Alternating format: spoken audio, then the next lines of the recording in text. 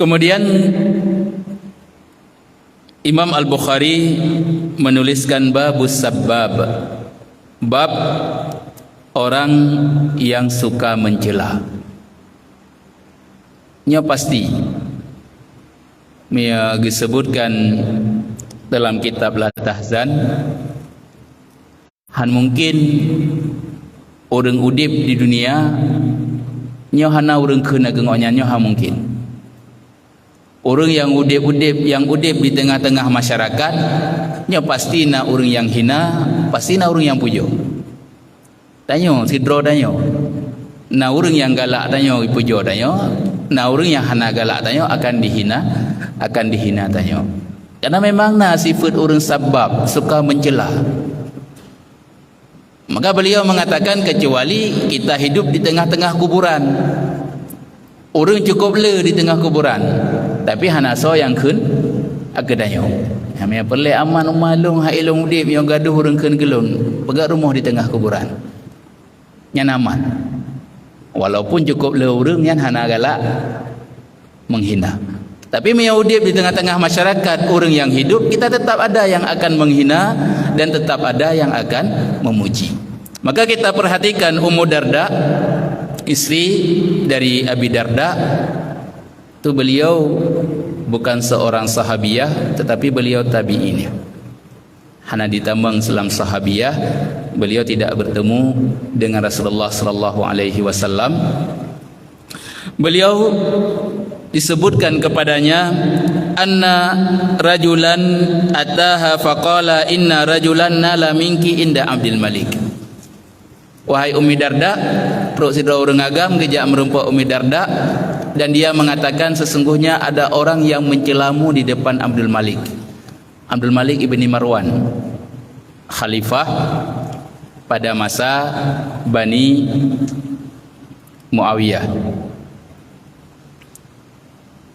Gejala Ummi Darda. Ya, Ummi Darda, beliau dikenal dengan Saghiratul Faqihah, seorang wanita yang paling faqih.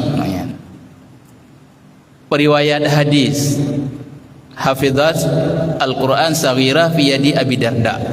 Beliau menghafal Al-Quran ketika umur beliau masih kecil, dihafalkan oleh suami beliau Abu Darda.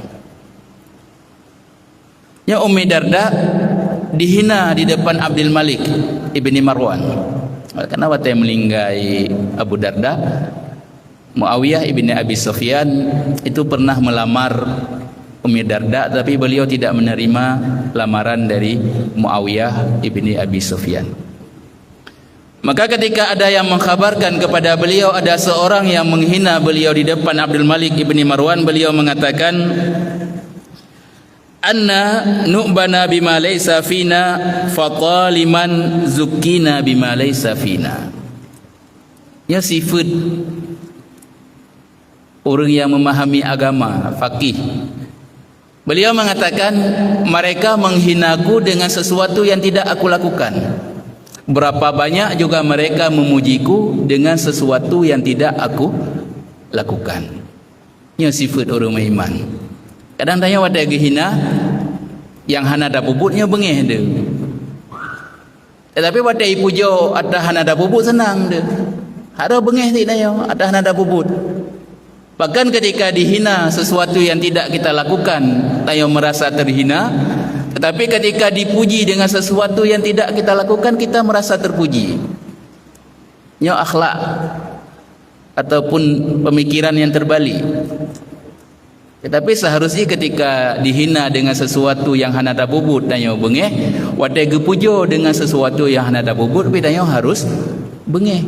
Punya pujo-pujo long yang hana da bubut katanya. Bahkan danyo senang. Maka Ummi Darda mengatakan mereka menghinaku dengan sesuatu yang tidak aku lakukan, berapa banyak mereka memujiku dengan sesuatu yang tidak aku lakukan. Hana keperemun. Jauh hana tidak membuat diri beliau meninggi, dihina juga tidak membuat diri beliau terhina. Makanya sifat orang yang beriman kepada Allah Subhanahu wa taala. Ya, walaupun tanya balah hina ketika ada yang menghina kita, itu tidak ada larangannya dalam syariat. Jid tabalah hina. Bahkan mena orang hina tabalah hina itu dosanya kembali kepada orang yang menghina pertama sekali, dengan syarat la yatajarra, tidak berlebihan. Mega kun katanya sikret, tabalah sikretnya hana dosa tanya. Dosanya nuwa kepada orang yang menghina pertama. Tetapi mega kun katanya sikret tabalah dua krek, nyan baru dosa ada. Nyan kaya tajarra tanya. Keberlebihan dalam menghina. Tetapi yang paling baik adalah memaafkan. Ketika ada yang menghina kita, kita maafkan, itu lebih baik. Sifat orang beriman ketika disebutkan oleh Allah Subhanahu wa taala dalam Al-Qur'an, salah satunya adalah mereka itu suka memaafkan. Maka ini yang dipahami oleh Ummi Darda. Terus orang yang pegah gak pucuk kenggeron bunuh. Beliau mengatakan, mereka menghinaku dengan sesuatu yang tidak aku lakukan, dan mereka juga memujiku dengan sesuatu yang tidak aku lakukan. Jadi hana terpengaruh sama sekali baik dihina ataupun beliau dipuji.